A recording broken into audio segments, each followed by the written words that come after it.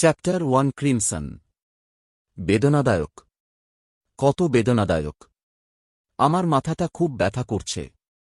গুঞ্জনে ভরা একটা জমকালো আর ঝলমলে স্বপ্নের জগৎ মুহূর্তেই ভেঙে গেল। ঘুমন্ত ঝো মিনরুই তার মাথায় অস্বাভাবিক এক তীব্র ব্যথা অনুভব করলেন, যেন কেউ তাকে বারবার নির্মমভাবে একটি লাঠি দিয়ে আঘাত করছে। না, এটা অনেকটা যেন তার কোমর ভেদ করে একটা ধারালো বস্তু ঢুকে গেছে, তারপর একটা মোচড়। ওহ! মূর্ছা অবস্থায় ঝো মিনরুই ঘুরে দাঁড়ানোর, উপরের দিকে তাকানোর এবং উঠে বসার চেষ্টা করল, কিন্তু সে তার অঙ্গপ্রত্যঙ্গ নাড়াতে সম্পূর্ণ অক্ষম ছিল, যেন সে তার শরীরের উপর নিয়ন্ত্রণ হারিয়ে ফেলেছে। এটা দেখে মনে হচ্ছে আমি এখনও জেগে নেই। আমি এখনও স্বপ্নে আছি। কে জানে, হয়তো পরবর্তী দৃশ্যে আমি ভাবব যে আমি ইতিমধ্যেই জেগে আছি, কিন্তু আসলে এখনও ঘুমাচ্ছি। ঝো মিনরুই, যিনি একই রকমের মুখোমুখি হওয়ার সাথে অপরিচিত ছিলেন না, অন্ধকার এবং বিভ্রান্তির দ্বারা তার উপর চাপানো শৃঙ্খল থেকে বাঁচতে মনোযোগ দেওয়ার জন্য যথাসাধ্য চেষ্টা করেছিলেন। তবে যখন সে এখনও তার বিষণ্ণতায় মগ্ন, তখন তার যা ইচ্ছা তা ক্ষণস্থায়ী কুয়াশার মতো স্বর্গীয় ছিল। তার চিন্তাভাবনা নিয়ন্ত্রণ করা এবং আত্মসমালোচনা করা তার কাছে কঠিন মনে হচ্ছিল। যতই চেষ্টা করুক না কেন, তার মনে এলোমেলো চিন্তাভাবনা জেগে উঠলে সে তার মনোযোগ হারিয়ে ফেলত। মাঝরাতে হঠাৎ আমার এত যন্ত্রণাদায়ক মাথা ব্যথা কেন হবে? আর এটা সত্যিই বেদনাদায়ক। এটা কি মস্তিষ্কে রক্তক্ষরণের মতো কিছু হতে পারে? ওহ, বলো না আমি অল্প বয়সেই মারা যাব। আমার ঘুম থেকে ওঠা দরকার এখনই। এহ, আগের মতো আর ব্যথা লাগছে না কেন? কিন্তু কেন এখনও মনে হচ্ছে যেন একটা ভোঁতা ছুরি আমার মস্তিষ্ক কেটে ফেলছে। মনে হচ্ছে আমি আর ঘুমাতে পারব না। আগামীকাল আমি কিভাবে কাজে যাব? আমি এখনও কাজের কথা ভাবছি কেন? এটা সত্যিকারের মাথা ব্যথা। অবশ্যই আমাকে ছুটি নিতে হবে। আমার ম্যানেজারের অভিযোগ নিয়ে আমাকে চিন্তা করতে হবে না। আরে, এভাবে বললে এটা খুব একটা খারাপ মনে হচ্ছে না। আরে, আমি নিজের জন্য কিছু অবসর সময় বের করতে পারব। ঝো মিনরুইয়ের বুকে তীব্র ব্যথা অনুভূত হতে থাকে, যার ফলে সে ধীরে ধীরে অপ্রয়োজনীয় শক্তি সঞ্চয় করতে থাকে যতক্ষণ না সে অবশেষে তার পিঠ নাড়াতে এবং চোখ খুলতে সক্ষম হয়। অবশেষে সে তার বিষণ্ণতা থেকে মুক্তি পায়। তার দৃষ্টি প্রথমে ঝাপসা হয়ে গেল, তারপর হালকা লাল রঙের একটা আলো এসে পড়ল। সে শুধু সামনে একটা কাঠের তৈরি পড়ার টেবিল দেখতে পেল। ঠিক মাঝখানে একটা খোলা নোটবুক, যার মোটা হলুদ পাতা। শিরোনামটা অদ্ভুত, গভীর কালো অক্ষরে লেখা, চোখ ধাঁধানো। খাতার বাম দিকে ছিল সুন্দরভাবে সাজানো বইয়ের স্তূপ, যার সংখ্যা ছিল প্রায় 8টি। ডান দিকের দেয়ালে ধূসরসাদা পাইপ লাগানো ছিল এবং দেয়ালের বাতিগুলো সংযুক্ত ছিল। ল্যাম্পটিতে ছিল ধ্রুপদী পশ্চিমা স্টাইল। এটি একজন প্রাপ্তবয়স্কের মাথার প্রায় অর্ধেক আকারের ছিল, যার ভেতরের স্তরটি স্বচ্ছ কাচের এবং বাইরের অংশটি কালো ধাতু দিয়ে মোড়ানো ছিল। বাতির নিচে তির্যকভাবে একটি কালো কালির বোতল ছিল, যা ফ্যাকাশে লাল আভায় ঢাকা ছিল। এর এমবসড পৃষ্ঠটি একটি অস্পষ্ট দেবদূতের নকশা তৈরি করেছিল। কালির বোতলের সামনে এবং খাতার ডানদিকে একটি গা রঙের কলম ছিল, যার বডি সম্পূর্ণ গোলাকার ছিল। এর ডগাটি হালকা ঝিকিমিকি করছিল, আর টুপিটি ছিল একটি পিতলের রিভলভারের পাশে। বন্দুক? রিভলভার? ঝো মিনরুই একেবারে হতবাক হয়ে গেল। তার সামনে রাখা জিনিসপত্রগুলো তার কাছে অপরিচিত মনে হচ্ছিল। এটা তার ঘরের মতো দেখতে কিছুই ছিল না। হতবাক এবং বিভ্রান্ত বোধ করার সময় তিনি আবিষ্কার করলেন যে ডেস্ক, নোটবুক, কালির বোতল এবং রিভলভারটি লাল রঙের ওড়না দিয়ে ঢাকা ছিল, যা জানালা থেকে আসা আলোর ফলে হয়েছিল। অবচেতনভাবে সে উপরের দিকে তাকাল এবং একটু একটু করে তার দৃষ্টি উপরে সরিয়ে নিল। মাঝ আকাশে একটি কালো মখমলের পর্দার পটভূমির উপরে একটি লাল চাঁদ ঝুলছিল, নীরবতায় জ্বলজ্বল করছিল। এই ঝো মিনরুই হঠাৎ উঠে দাঁড়ানোর সময় অবর্ণনীয়ভাবে আতঙ্কিত বোধ করলেন। তবে তার পা পুরোপুরি সোজা হওয়ার আগেই তার মস্তিষ্ক তীব্র ব্যথায় প্রতিবাদ করলেন। এতে তিনি অনিয়ন্ত্রিতভাবে পড়ে যাওয়ার ফলে সাময়িকভাবে তার শক্তি হারিয়ে ফেললেন। তার নিতম্ব শক্ত কাঠের চেয়ারের উপর জোরে আছড়ে পড়ল। আচ্ছা, ব্যথা তেমন একটা কাজ করল না। ঝৌ মিংরুই আবার নিজেকে সোজা করে দাঁড়াল। সে যে পরিবেশে ছিল তার আকার পরিবর্তন করতে শুরু করার সাথে সাথে সে হতবাক হয়ে পেছনে ফিরে তাকাল। ঘরটি খুব বড় ছিল না, ঘরের দুই পাশে বাদামি রঙের দরজা ছিল। বিপরীত দেয়ালের কাছে একটি নিচু কাঠের বিছানা ছিল। বিছানা এবং বাম দরজার মাঝখানে ছিল একটি আলমারি। এর দুটি দরজা খোলা ছিল এবং তার নিচে 5টি ড্রয়ার ছিল। ক্যাবিনেটের পাশে দেয়ালে একই ধূসর সাদা পাইপটি একজন ব্যক্তির উচ্চতায় ছিল। তবে এটি একটি অদ্ভুত যান্ত্রিক যন্ত্রের সাথে সংযুক্ত ছিল যার বেশ কয়েকটি স্থানে উন্মুক্ত গিয়ার এবং বিয়ারিং ছিল। টেবিলের কাছে ঘরের ডান কোণে কয়লার চুলার মতো জিনিসপত্র, সুপের পাত্র, লোহার পাত্র এবং অন্যান্য রান্নাঘরের পাত্র সহ রাখা ছিল। ডান দরজার ওপারে দুটি ফাটল সহ একটি ড্রেসিং আয়না ছিল। এর নিচের অংশটি কাঠের তৈরি এবং নকশাগুলি ছিল সরল এবং সরল। এক পলক দৃষ্টিতে ঝৌ মিংরুই আয়নায় নিজেকে দেখতে পেলেন। বর্তমান তিনি কালো চুল, বাদামি চোখ, একটা লিনেনের শার্ট, পাতলা গায়ের, মাঝারি আকৃতির চেহারা আর বেশ গভীর রূপরেখা। এই ঝৌ মিংরুই যখন তার মনে অনেক অসহায় এবং বিভ্রান্তিকর অনুমান ভেসে উঠল, তখনই তিনি তাৎক্ষণিকভাবে হাঁফ ছেড়ে দিলেন। প্রাচীন ইউরোপীয় ধাঁচের রিভলভার এবং পৃথিবীর চাঁদের থেকে আলাদা দেখতে লাল রঙের চাঁদের অর্থ কেবল একটিই হতে পারে। সিয়ামি কি দেশান্তরিত হতে পারতাম? ঝৌ মিংরুই তার মুখটা একটু বট করে বলল। সে ওয়েব উপন্যাস পড়ে বড় হয়েছে এবং প্রায়শই এই ধরনের দৃশ্য নিয়ে কল্পনা করত। তবে যখন সে নিজেকে এমন একটি দৃশ্যে পেয়ে গেল, তখন পরিস্থিতি মেনে নিতে তার কিছুটা অসুবিধা হয়ে পড়ল। কল্পনাকে ভালোবাসার অর্থ সম্ভবত এটাই ছিল। এক মিনিটের মধ্যেই ঝৌ মিংরুই তার প্রতিকূল পরিস্থিতি থেকে সেরাটা বের করার চেষ্টা করতে করতে নিজেকে অভিশাপ দিয়েছিলেন। যদি এখনও তীব্র মাথা ব্যথা না থাকত, যা তার চিন্তাভাবনাকে তীব্র কিন্তু স্পষ্ট করে তুলত, তাহলে সে নিশ্চিতভাবেই সন্দেহ করত যে সে স্বপ্ন দেখছে। শান্ত হও, শান্ত হও, শান্ত হও। কয়েকটি গভীর শ্বাস নেওয়ার পর ঝৌ মিংরুই আতঙ্ক থামানোর জন্য কঠোর পরিশ্রম করলেন। সেই মুহূর্তে যখন তার মন ও শরীর শান্ত হয়ে গেল, স্মৃতিগুলো ধীরে ধীরে তার মনে ভেসে উঠতে লাগল। ক্লেইন মোরেত্তি উত্তর মহাদেশের লোয়েন রাজ্যের আওয়া কাউন্টি, টিনজেন শহরের একজন নাগরিক। তিনি খোয়ে বিশ্ববিদ্যালয়ের ইতিহাস বিভাগ থেকে সম্প্রতি স্নাতক ডিগ্রি অর্জন করেছেন। তার বাবা ছিলেন ইম্পেরিয়াল আর্মির একজন সার্জেন্ট, যিনি দক্ষিণ মহাদেশের সাথে ঔপনিবেশিক সংঘাতের সময় আত্মত্যাগ করেছিলেন। শোক ভাতা ক্লেইনকে একটি বেসরকারি ভাষা স্কুলে পড়াশোনা করার সুযোগ দেয় এবং বিশ্ববিদ্যালয়ে তার ভর্তির ভিত্তি স্থাপন করে। তার মা ছিলেন চিরন্তন দেবীর ভক্ত। ক্লেইন যে বছর খোয়ে বিশ্ববিদ্যালয়ে প্রবেশিকা পরীক্ষায় উত্তীর্ণ হন, সেই বছরই তিনি মারা যান। তার এক বড় ভাই এবং এক ছোট বোনও ছিল। তারা একসাথে 2 শোবার ঘরের অ্যাপার্টমেন্টে থাকত। তাদের পরিবার ধনী ছিল না এবং তাদের পরিস্থিতি কিছুটা অভাবী বলেও বর্ণনা করা যেতে পারে। বর্তমানে পরিবারটি কেবলমাত্র তার বড় ভাইয়ের দ্বারা পরিচালিত হতো, যিনি একটি আমদানি ও রপ্তানি কোম্পানিতে কেরানি হিসেবে কাজ করতেন। ইতিহাসের স্নাতক হিসেবে ক্লেইন প্রাচীন ফেইসাক ভাষা সম্পর্কে জ্ঞান অর্জন করেছিলেন, যা উত্তর মহাদেশের সমস্ত ভাষার উৎপত্তি বলে মনে করা হতো।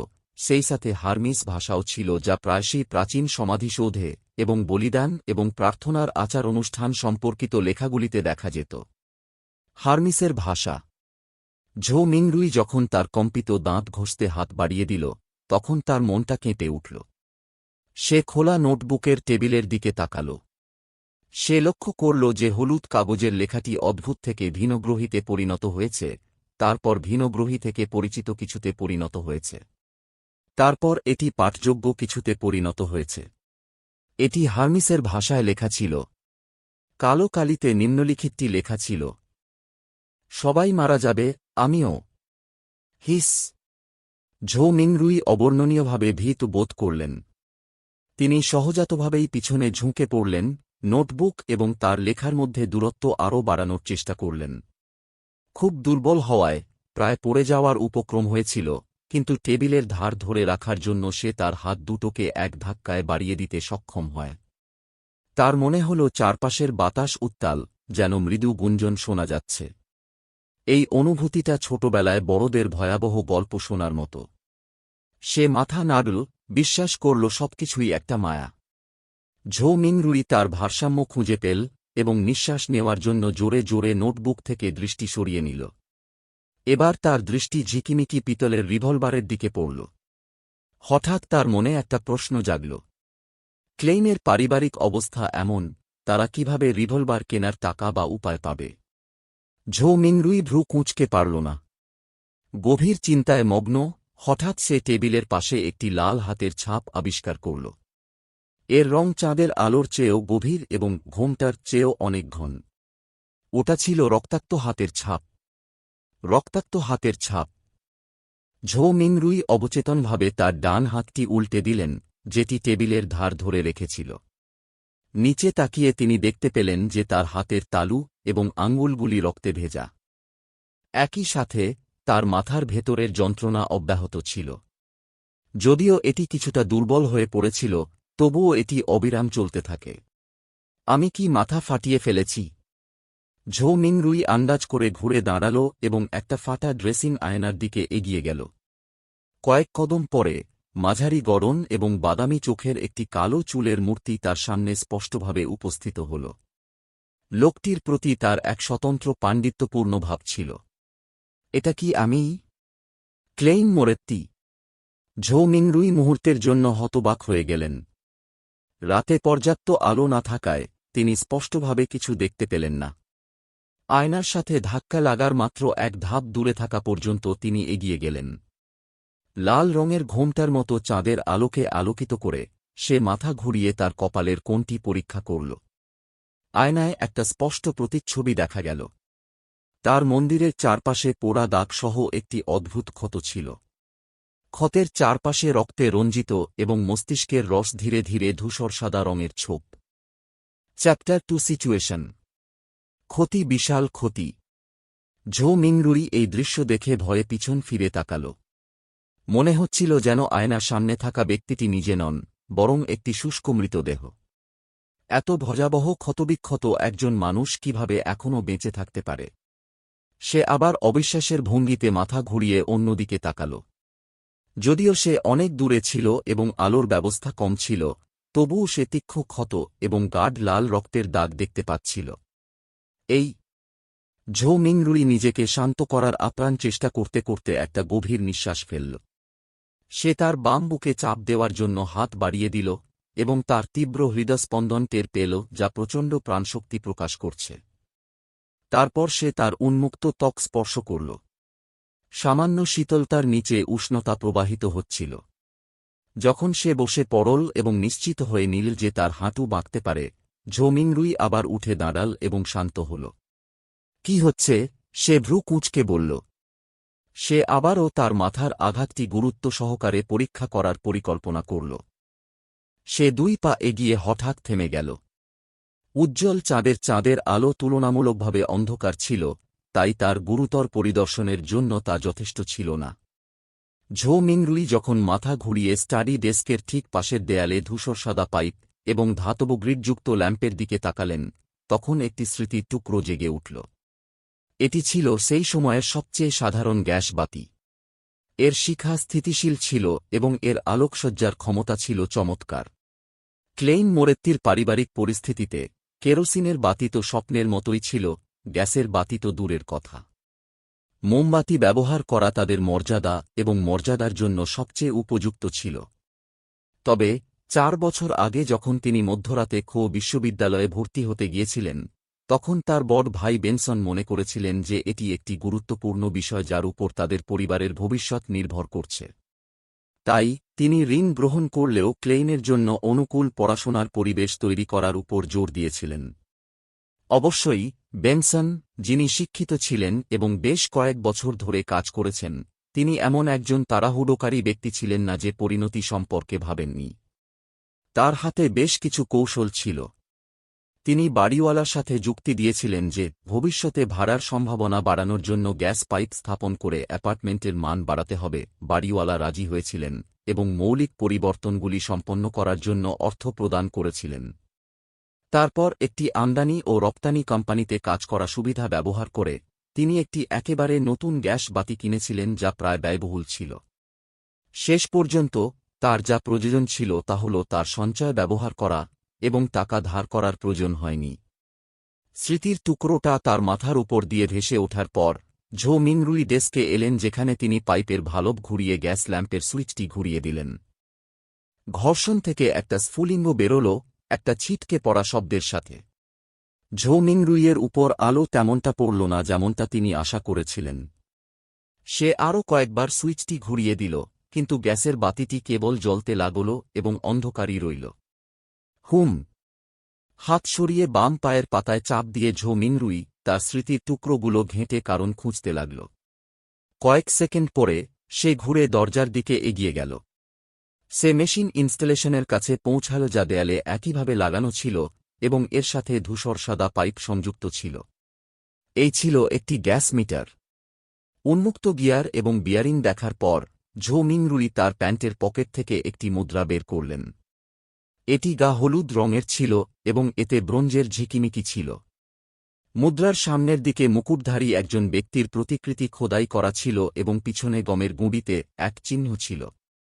ঝো মিংরুই জানতেন যে এটি লোয়েন রাজ্যের সবচেয়ে মৌলিক মুদ্রা। একে তামার পেনি বলা হতো। তার দেশান্তরের আগে এক পেনির ক্রয় ক্ষমতা ছিল প্রায় 3 থেকে 4 ইউয়ান। এই ধরনের মুদ্রার অন্যান্য মূল্য ছিল যেমন 5 পেন্স, হাফ পেন্স এবং কোয়ার্টার পেন্স। 3 ধরনের মুদ্রা থাকা সত্ত্বেও মূল্যগুলি ছোট ছোট ইউনিটে ছিল না। দৈনন্দিন জীবনে মাঝে মাঝে একটি মুদ্রা খরচ করার জন্য বিভিন্ন জিনিস কিনতে হতো। রাজা তৃতীয় জর্জ সিংহাসনে আরোহণের পর মুদ্রাটি, যা কেবল মুদ্রিত এবং প্রচারিত হয়েছিল, কয়েকবার উল্টানোর পর ঝো মিংরুই এটিকে গ্যাস মিটারের পাতলা উল্লম্ব মুখে ঢুকিয়ে দেন। ক্লিঙ্ক, ঝনঝন। পয়সাটি মিটারের নিচে পড়ে যাওয়ার পর গিয়ার পিষানোর শব্দ অবিলম্বে শোনা গেল, যা একটি সংক্ষিপ্ত কিন্তু সুরেলা যান্ত্রিক ছন্দ তৈরি করল। ঝো মিংরুই কয়েক সেকেন্ড মিটারের দিকে তাকিয়ে রইলেন, তারপর আবার কাঠের টেবিলের দিকে ফিরে গেলেন। তারপর গ্যাস ল্যাম্পের সুইচটি ঘুরানোর জন্য হাত বাড়িয়ে দিলেন। কিছুক্ষণ থুথু ফেলার পর একটা তীব্র শব্দ হল। আগুনের একটা লেলিহান শিখা জ্বলে উঠল এবং দ্রুত বেড়ে উঠল। উজ্জ্বল আলো প্রথমে দেয়ালের বাতির ভেতরের অংশ দখল করে, তারপর স্বচ্ছ কাঁচের ভেতর দিয়ে প্রবেশ করে ঘরটিকে উষ্ণ আভায় ঢেকে দিল। লাল রঙের জানালা দিয়ে বেরিয়ে আসার সাথে সাথে অন্ধকার দ্রুত কেটে গেল। ঝো মিংরুই হঠাৎ করে ড্রেসিং আয়নার সামনে এসে একটা বিস্ময়কর কারণে স্বস্তি বোধ করল। এবার তিনি গুরুত্ব সহকারে তার মন্দিরটি পরিদর্শন করলেন এবং একটিও বিবরণ মিস করলেন না। কয়েক দফা পরিদর্শনের পর তিনি বুঝতে পারলেন যে আসল রক্তের দাগ ছাড়া ক্ষত থেকে আর তরল পদার্থ বের হচ্ছে না। দেখে মনে হচ্ছিল এটি সর্বোত্তম রক্তক্ষরণ এবং ব্যান্ডেজ পেয়েছে। ধীরে ধীরে ঝাঁকুনি দেওয়া ধূসর সাদা মস্তিষ্ক এবং ক্ষতের চারপাশে মাংস ও রক্তের স্পষ্ট বৃদ্ধির কথা বলতে গেলে ক্ষতটি 30 থেকে 40 মিনিট সময় নিতে পারে, এমনকি 2 থেকে 3 ঘণ্টাও লাগতে পারে এবং তারপরে এটি কেবল একটি হালকা দাগ রেখে যাবে।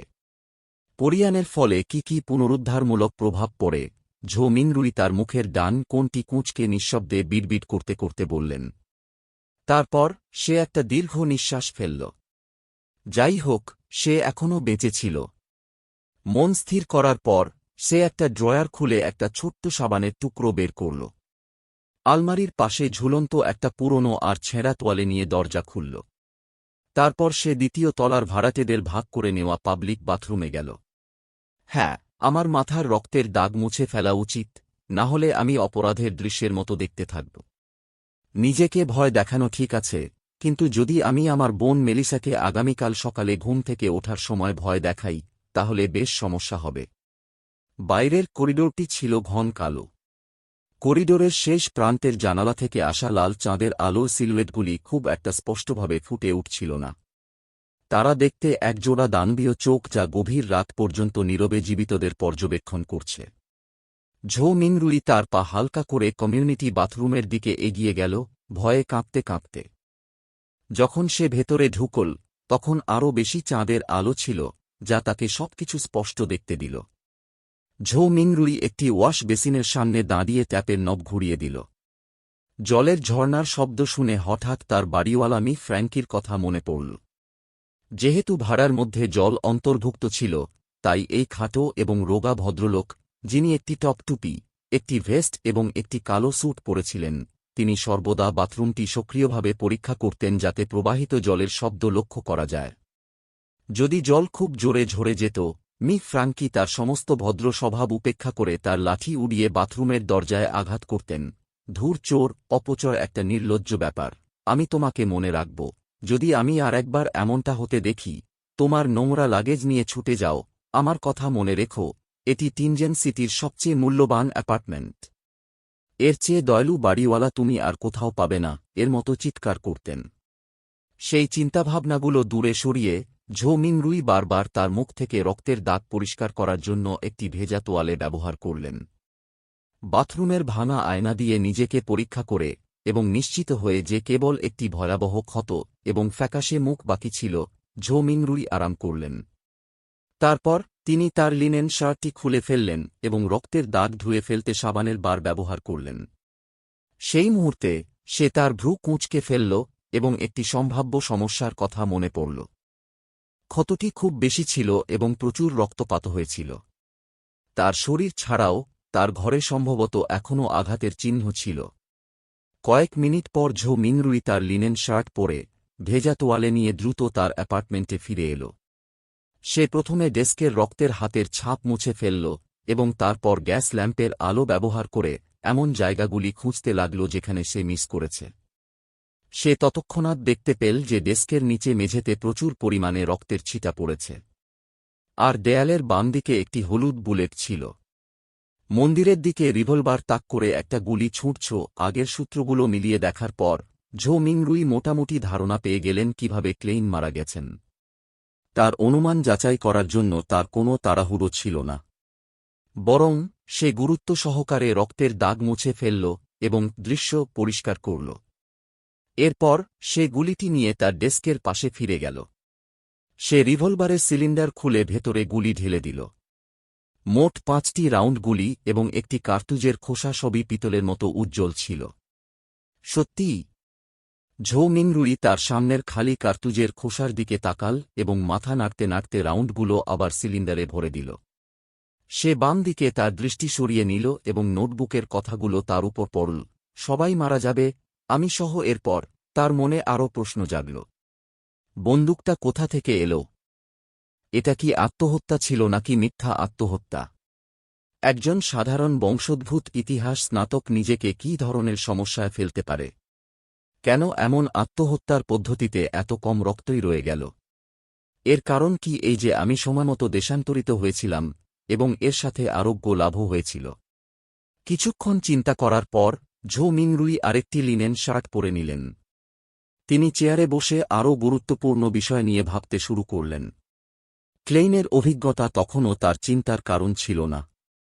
আসল সমস্যা ছিল তার দেশান্তরের কারণ খুঁজে বের করা এবং তিনি ফিরে আসতে পারবেন কিনা।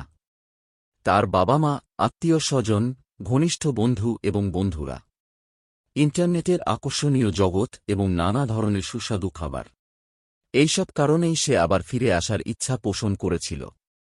Click click click. ঝো মিংরুইয়ের ডান হাত অবচেতনভাবে রিভলভারের সিলিন্ডারটি বের করে বারবার জায়গায় ফিরিয়ে আনছে। হ্যাঁ, এই সময়ের সাথে অতীতের সময়ের খুব বেশি পার্থক্য আমার মধ্যে নেই। আমি একটু দুর্ভাগ্যবান ছিলাম, কিন্তু কেন আমি কোনো বিভ্রান্তিকর কারণ ছাড়াই দেশান্তরিত হব? দুর্ভাগ্য? হ্যাঁ, আজ রাতের খাবারের আগে আমি ভাগ্য বৃদ্ধির একটি আচার চেষ্টা করেছিলাম। ঝো মিংরুইয়ের মনে একটা চিন্তা ভেসে উঠল, যা বিভ্রান্তির কুয়াশায় ঢাকা স্মৃতিগুলোকে আলোকিত করে তুলল। একজন যোগ্য কিবোর্ড রাজনীতিবিদ, কিবোর্ড ইতিহাসবিদ, কিবোর্ড অর্থনীতিবিদ, কিবোর্ড জীববিজ্ঞানী এবং কিবোর্ড লোককাহিনীবিদ হিসেবে তিনি সর্বদা নিজেকে সবকিছুর কিছু না কিছু জ্ঞানী বলে মনে করতেন।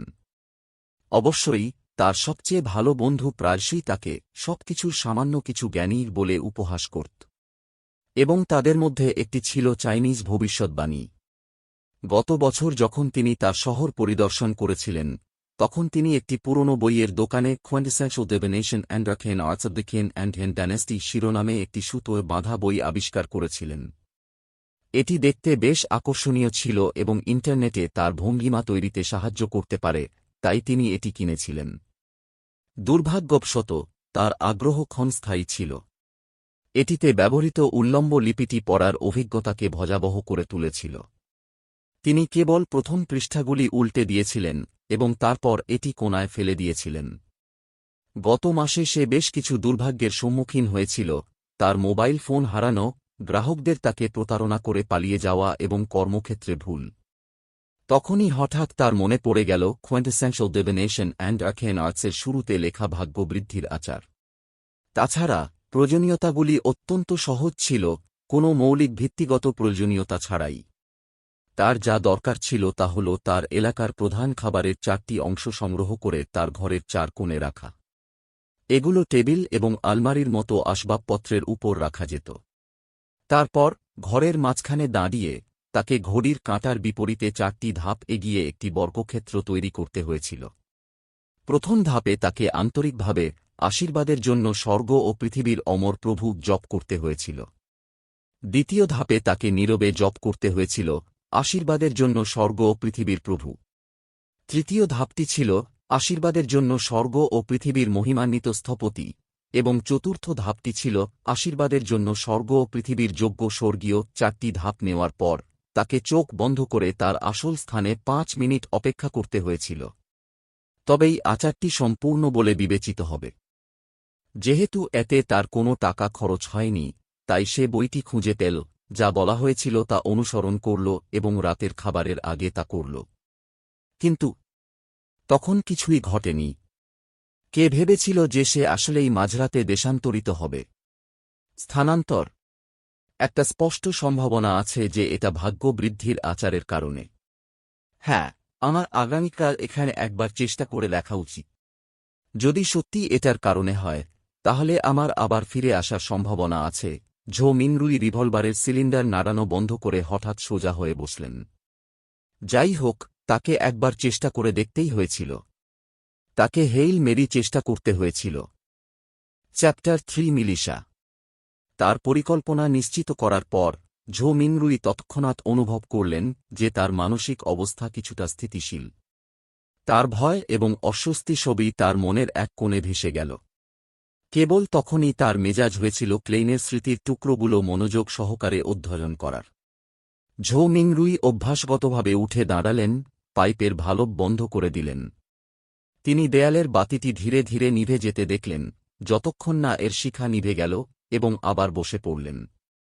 অবচেতনভাবে রিভলভারের পিতলের সিলিন্ডারটি নিয়ে খেলা করার সময় তিনি তার মাথার পাশে চাপ দিলেন। লাল রঙের অন্ধকারে তিনি ধীরে ধীরে তার স্মৃতিগুলি মনে করতে লাগলেন, যেন তিনি সিনেমা হলের সবচেয়ে মনোযোগী দর্শক। সম্ভবত মাথার উপর দিয়ে গুলি চলে যাওয়ার ফলে ক্লেইনের স্মৃতিগুলো ভেঙে যাওয়া কাঁচের মতো ছিল। স্মৃতিগুলো কেবল সংলগ্ন ছিল না, এমন অনেক জায়গাও ছিল যা স্পষ্টভাবে অনুপস্থিত ছিল।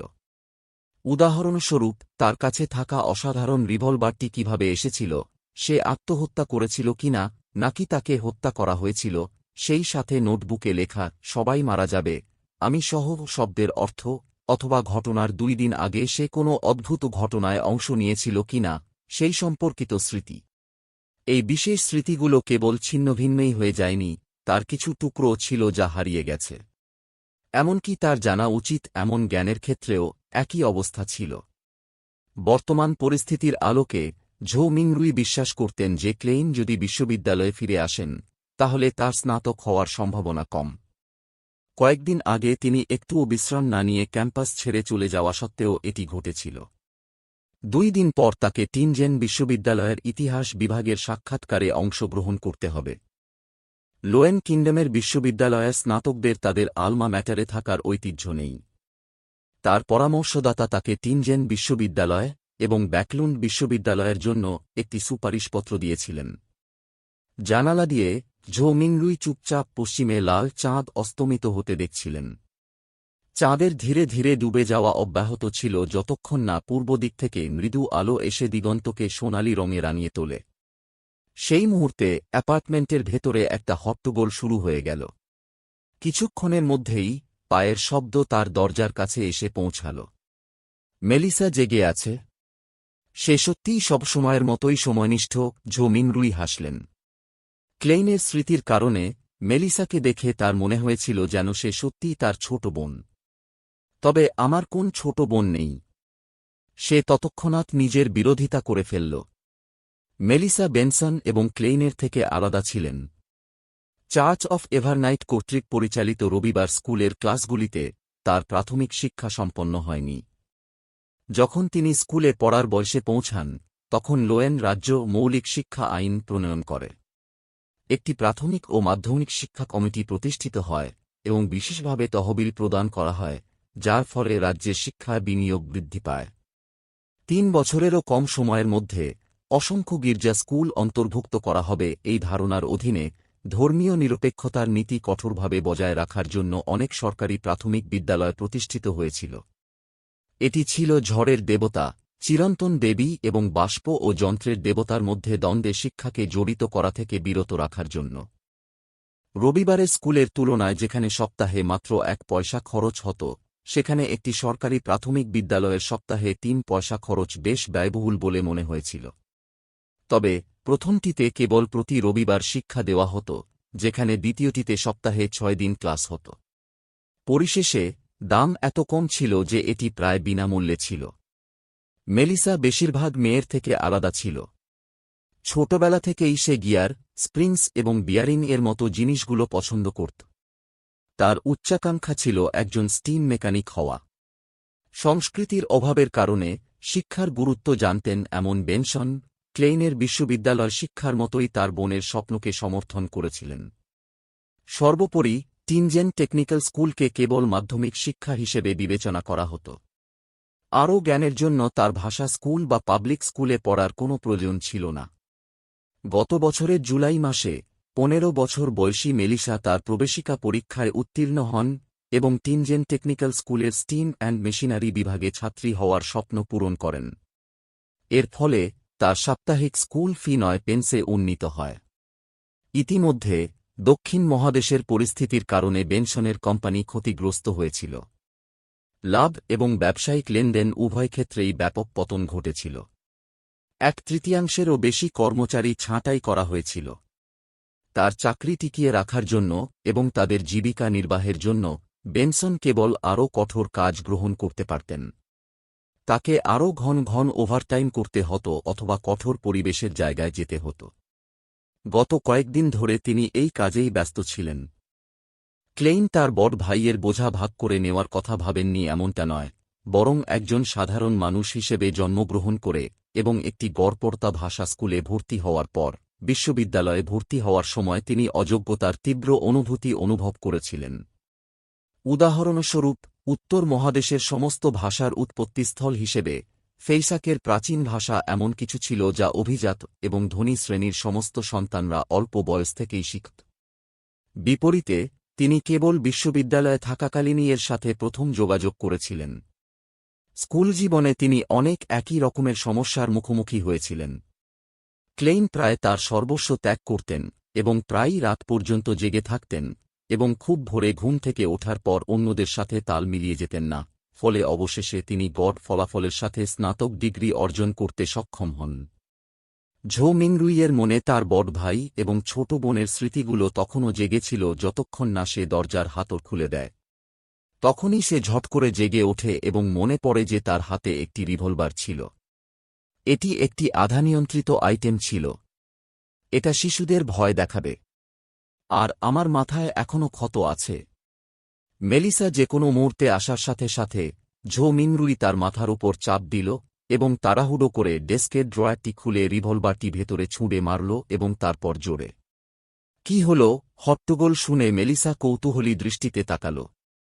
তার যৌবন তখনও ছিল, যদিও তার কাছে খুব বেশি পুষ্টিকর খাবার ছিল না, যার ফলে তার মুখ পাতলা এবং কিছুটা ফ্যাকাশে হয়ে গিয়েছিল, তবুও তার ত্বক উজ্জ্বল ছিল কারণ এটি একটি অল্পবয়সী মেয়ের মতো উজ্জ্বলতা প্রকাশ করছিল। যখন ঝো মিনরুই তার বোনের বাদামি চোখগুলো দেখতে পেল, তখন সে জোর করে নিজেকে সামলে নিল এবং রিভলভারের অস্তিত্ব গোপন করার জন্য ড্রয়ারটি শান্তভাবে বন্ধ করার আগে তার হাতের পাশে একটি জিনিস তুলে নিল।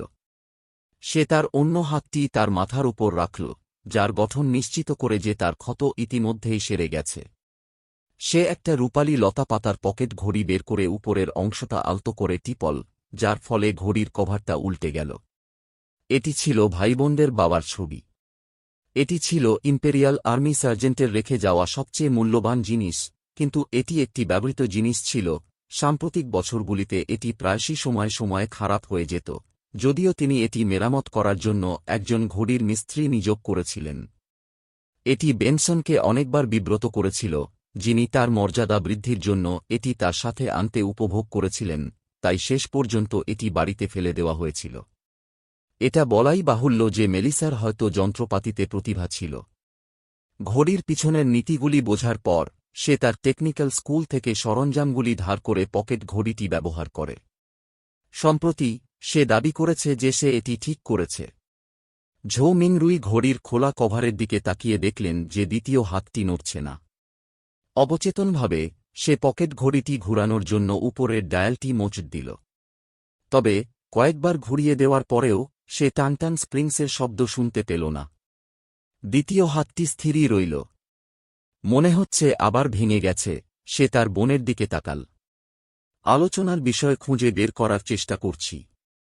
মেলিসা তার দিকে এক অভিব্যক্তিহীন দৃষ্টিতে তাকাল এবং দ্রুত এগিয়ে গেল পকেট ঘড়িটা নিতে। সে তার জায়গায় দাঁড়িয়ে পকেট ঘড়ির উপরে বসে বোতামটা টেনে ধরল। কয়েকবার বাঁক নেওয়ার সাথে সাথেই সেকেন্ড হ্যান্ডের টিকটিক শব্দ শোনা গেল। বোতামটি কি সাধারণত সময় সামঞ্জস্য করার জন্যই টানা হয় না? ঝৌ মিংরুইয়ের মুখের ভাব তৎক্ষণাৎ শূন্য হয়ে গেল। ঠিক সেই মুহূর্তে দূরের একটি গির্জা থেকে একটি ঘণ্টা বেজে উঠল। এটি 6 বার বেজে উঠল, যা দূরবর্তী এবং অলৌকিক শোনাচ্ছিল। মেলিসা মাথাটা কাত করে শুনতে লাগল এবং আবার বোতামটা উপরে টেনে ধরল। এরপর সময়টা সিনক্রোনাইজ করার জন্য সে বোতামটা ঘুরিয়ে দিল। এখন ঠিক আছে, আবেগ না করেই সে বলল। তারপর সে উপরের বোতামটি আবার টিপে পকেট ঘড়িটি ঝৌ মিংরুইয়ের হাতে ফিরিয়ে দিল। ঝৌ মিংরুই লজ্জায় ভদ্রভাবে একটা হাসি দিলেন। মেলিসা তার বড় ভাইয়ের দিকে একদৃষ্টিতে তাকিয়ে আলমারির দিকে ঘুরে গেল। সে তার প্রসাধন সামগ্রী এবং তোয়ালে নিয়ে দরজা খুলে বেরিয়ে গেল। সে পাবলিক বাথরুমের দিকে রওনা দিল। কেন তার মুখের ভাবভঙ্গিতে অবজ্ঞা এবং পদত্যাগের ভাব ফুটে উঠল? এটা কি একজন প্রতিবন্ধী ভাইয়ের প্রতি ভালোবাসা এবং উদ্বেগের দৃষ্টি? ঝৌ মিংরুই মাথা নিচু করে হেসে উঠল। সে পকেট ঘড়ির কভারটি এক ক্লিকে বন্ধ করে আবার খুলল। তার অলস চিন্তাভাবনা যখন একটি প্রশ্নের উপর কেন্দ্রীভূত হচ্ছিল, তখন সে এই ক্রিয়াটি পুনরাবৃত্তি করছিল। ক্লেইন সাইলেন্সার ছাড়াই আত্মহত্যা করেছিলেন। আচ্ছা, আমি আপাতত এটাকে আত্মহত্যা বলেই ধরে নিচ্ছি। তার আত্মহত্যার ফলে বেশ হট্টগোল হওয়া উচিত ছিল, কিন্তু মেলিসা, যে মাত্র এক দেয়াল দূরে ছিল, সে তা মোটেও টের পায়নি। সে কি খুব গভীর ঘুমে ঘুমাচ্ছিল? নাকি ক্লেইনের আত্মহত্যা শুরু থেকেই রহস্যের আড়ালে? ক্লিক। পকেট ঘড়িটা খুলে গেল। ক্ল্যাক। পকেট ঘড়িটা বন্ধ। মেলিসা গোসল করে ফিরে এসে দেখল তার ভাইয়ের অবচেতনে ক্রমাগত পকেট ঘড়িটা খোলা এবং বন্ধ করার কাজটা করছে। ২৬। মিষ্টি গলায় বলল, ক্লেইন, বাকি সব রুটি বের করে নাও। আজই নতুন করে কিনতে ভুলো না। মাংস আর মটরশুঁটিও আছে। তোমার সাক্ষাৎকার শীঘ্রই। আমি তোমাকে মটরশুঁটি দিয়ে সেদ্ধ করা মাটন বানাব। কথা বলতে বলতে সে এক কোণ থেকে চুলা সরিয়ে দিল। কিছু কাঠকেলা দিয়ে এক পাত্র গরম জল ফুটিয়ে নিল। পানি ফুটে ওঠার আগেই সে আলমারির সবচেয়ে নিচের ড্রয়ারটি খুলে একটা ধনসম্পদ বের করল, নিম্নমানের চা পাতার একটি ক্যান। সে পাত্রে প্রায় 10টি পাতা ছুঁড়ে ফেলে দিল এবং ভান করল যে এটি আসল চা। মেলিসা চা খেতে খেতে ঝৌ মিংরুইয়ের সাথে 2টি রাই রুটির টুকরো ভাগ করে নেওয়ার সময় 2টি বড় কাপ চা ঢেলে দিল। এতে কোন কাঠের গুঁড়ো বা অতিরিক্ত গ্লুটেন মেশানো নেই, তবে এটি অরুচিকর। ঝৌ মিংরুই তখনও দুর্বল বোধ করছিলেন এবং ক্ষুধার্ত ছিলেন। তিনি ভেতরে ভেতরে অভিযোগ করতে করতে চায়ের সাথে রুটি গিলে ফেলতে বাধ্য হন। কয়েক মিনিট পর মেলিসা খাওয়া শেষ করল। তার কালো চুলগুলো ঠিক করে নেওয়ার পর, যা তার ভেস্ট পর্যন্ত পৌঁছেছিল, সে ঝৌ মিংরুইয়ের দিকে তাকিয়ে বলল, তাজা রুটি কিনতে ভুলো না। আমাদের যা দরকার তা হল 8 পাউন্ড। আবহাওয়া গরম, তাই রুটি সহজেই নষ্ট হয়ে যাবে। আর মাটন এবং মটরশুঁটি কিনো। এগুলো কিনতে ভুলো না। আসলে সে তার নিস্তেজ ভাইয়ের জন্য উদ্বেগ প্রকাশ করছিল। এমনকি আরেকবার জোর দেওয়ার জন্য তাকে পুনরাবৃত্তি করতে হয়েছিল। ঝো মিংরুই হেসে মাথা নাড়ল। ঠিক আছে। লোয়েন কিংডমের পাউন্ডের কথা বলতে গেলে ঝো মিংরুই ক্লেইনের পেশি স্মৃতিশক্তির সাথে তার মিল খুঁজে পান। তিনি বিশ্বাস করতেন যে এটি তার অভ্যস্ত ওজনের প্রায় আধা কেজি। মেলিসা আর কিছু বলল না।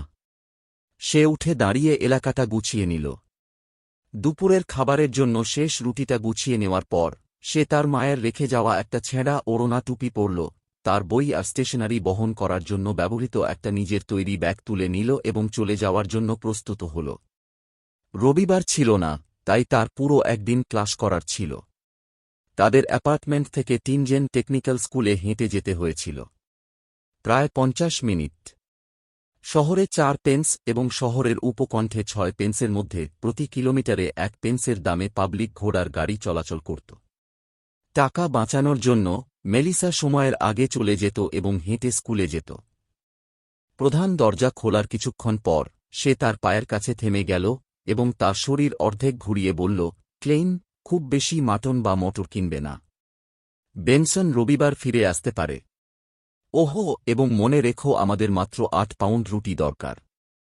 ঠিক আছে। অবশ্যই, ঝো মিংরুই বিরক্তির সাথে উত্তর দিল। একই সাথে সে তার মাথায় কয়েকবার রবিবার শব্দটি পুনরাবৃত্তি করল। উত্তর মহাদেশে একইভাবে একটি বছরকে 12 মাসে ভাগ করা হতো। প্রতি বছর 365 বা 366 দিন হতো। একইভাবে একটি সপ্তাহকে 7 দিনে ভাগ করা হতো। মাসের বিভাজন ছিল জ্যোতির্বিদ্যা সংক্রান্ত পর্যবেক্ষণের ফলাফল। এটি ঝো মিংরুইকে সন্দেহ করতে বাধ্য করেছিল যে তিনি কি কোনো সমান্তরাল জগতে আছেন। দিনের বিভাজনের ক্ষেত্রে এটি ধর্মের ফলাফল। এর কারণ ছিল উত্তর মহাদেশে 7টি গোঁড়া দেবতা ছিল: চিরন্তন জ্বলন্ত সূর্য, ঝড়ের দেবতা, জ্ঞান ও প্রজ্ঞার দেবতা, চিররাত্রি দেবী, পৃথিবী মাতা, যুদ্ধের দেবতা এবং বাষ্প ও যন্ত্রপাতির দেবতা। তার বোনকে দরজা বন্ধ করে চলে যেতে দেখে ঝো মিংরুই হঠাৎ দীর্ঘশ্বাস ফেললেন। শীঘ্রই তার চিন্তাভাবনা ভাগ্য বৃদ্ধির আচারের দিকে নিবদ্ধ হল।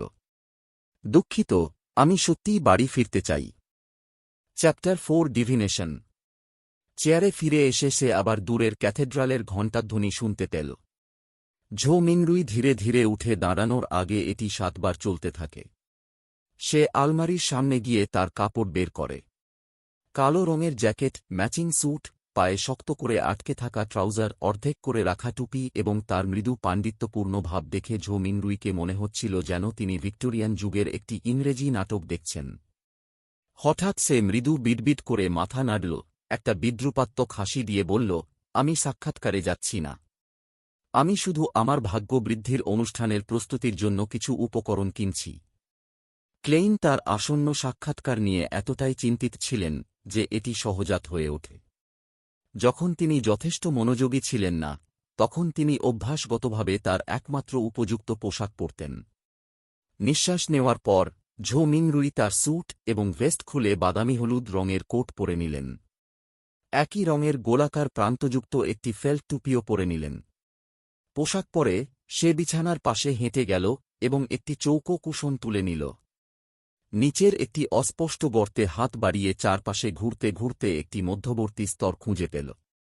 যখন সে তার ডান হাতটি সরিয়ে নিল, তখন তার তালুতে নোটের একটি রোল ছিল। ফ্যাকাশে গা সবুজ রঙের প্রায় 8টি নোট ছিল।